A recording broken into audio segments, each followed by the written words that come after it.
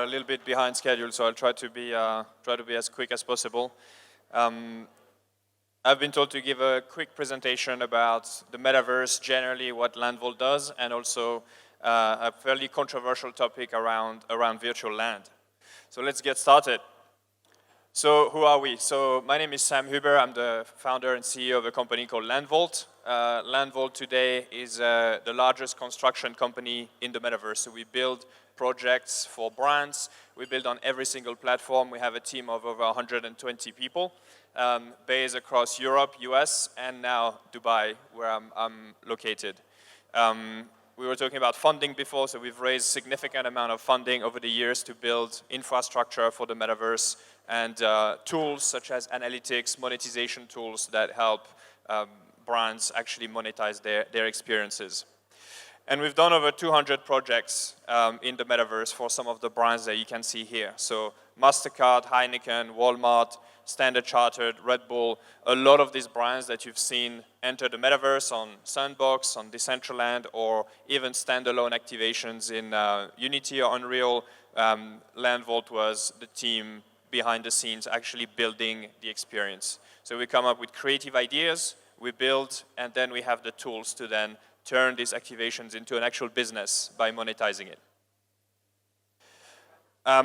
And really, you know, what's key about the metaverse is this mix of creative work where you have to come up with something that looks great, great game mechanics, fun experience, which is what attracts users, but also the technology to measure success and then eventually monetize the experience, which is key if you want to actually drive tangible KPIs, tangible results. So here's a quick video that will show you a glimpse of our portfolio.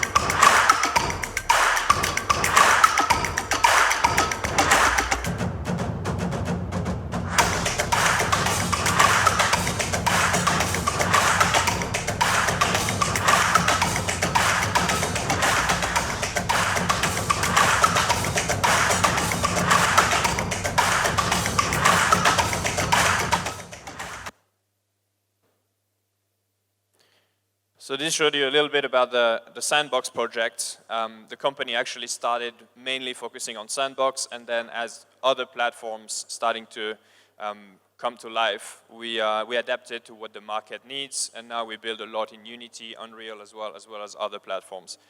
And the idea is always to be providing a full end-to-end solution. And in most platforms, the process looks like this. It starts with land. And we'll talk about land in a little bit, but land basically represents a location in the metaverse. Once you have the location sorted, where do you want to be, in which platform, then it's about building. And this is where our 120 designers, architects, artists, developers start to actually translate the idea into an actual build. And eventually, most people would think, okay, this is where it stops. But actually, this is where the experience starts. Similar to a website, once you've built it, you have to actually run the business behind it. And this is where our technology, our analytics, our monetization solution actually comes to life. And we are able to monetize the build and turn the project into a revenue-generating project.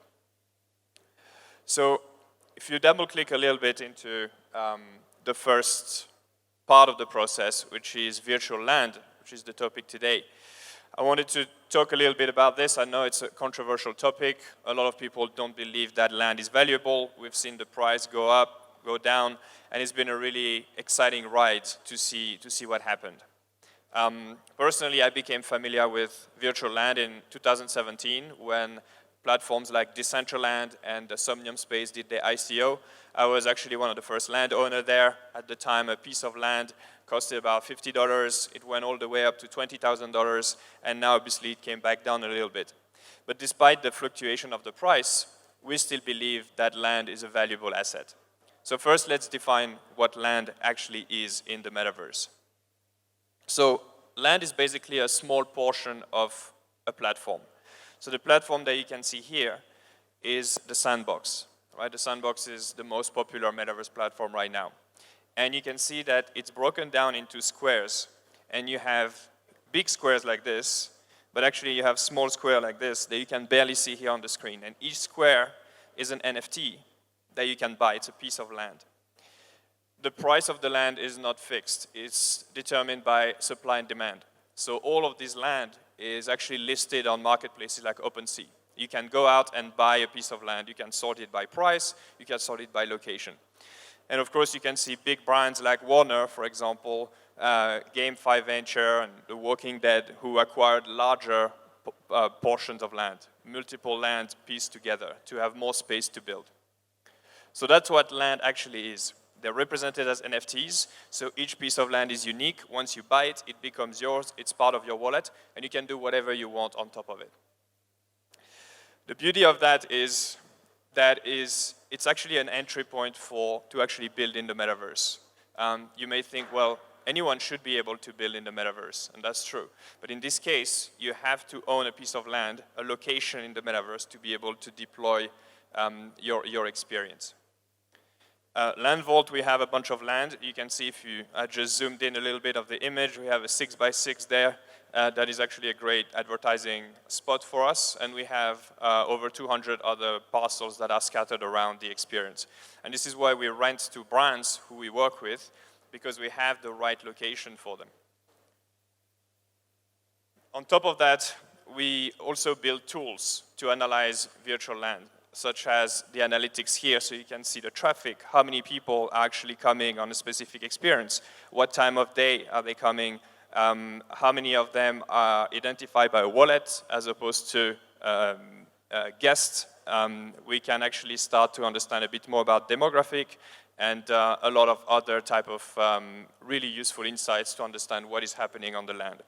And this is because of this tool that we formulated our thesis and really tried to understand why is land valuable generally. And we came up with a bunch of rules.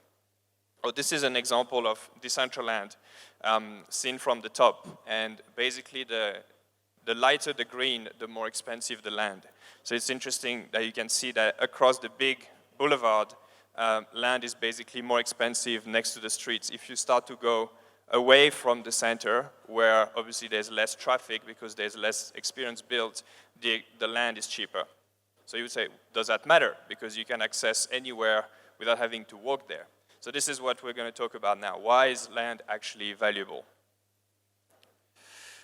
And before we talk about that, let's talk about the controversy around virtual land. So a lot of I guess what people wonder is, how can land be valuable if it's infinite? You can always create more land in the metaverse. Distance matters less in the virtual world than in the real world. You don't have to walk there. You can click to go anywhere. So if distance doesn't matter, can virtual lands still be valuable? What if new platforms are created? What if I buy a land in the Sandbox and then another platform takes over and Sandbox maybe becomes less valuable? What happens to my investment? So there's a lot of questions around that. And basically, despite all of those, which are very fair questions, we still believe that land is valuable for a few reasons. And the main thing is to stop thinking of land as real land and to do the analogy with real estate, but actually to think of it more like the internet. If we believe that the metaverse is the next phase of the internet, a three-dimensional version of the internet, then every piece of land is actually more similar to a website. Because what makes it valuable, it's about the audience. It's not about the number of websites, or it's not about the number of land that exists. It's about the audience that you can attract. We've seen in the map, the Decentraland map, that most plots of land did not have much traffic. The one at the extremities that were very cheap because there's just not much activity going on there. So that land is not very valuable. All the value goes to where people are, because once you have people, you can find a way to monetize that audience. You can generate revenue from it. You can sell products. You can show advertising. You can do all kinds of things that you want that you would do on a website to actually monetize the audience. So that's the really important thing. It's, yes, land can be infinite, but the value is driven from the users that will be on the land. And the audience is finite. It's not, you can't have an infinite amount of users on every plot of land. It just doesn't work like that.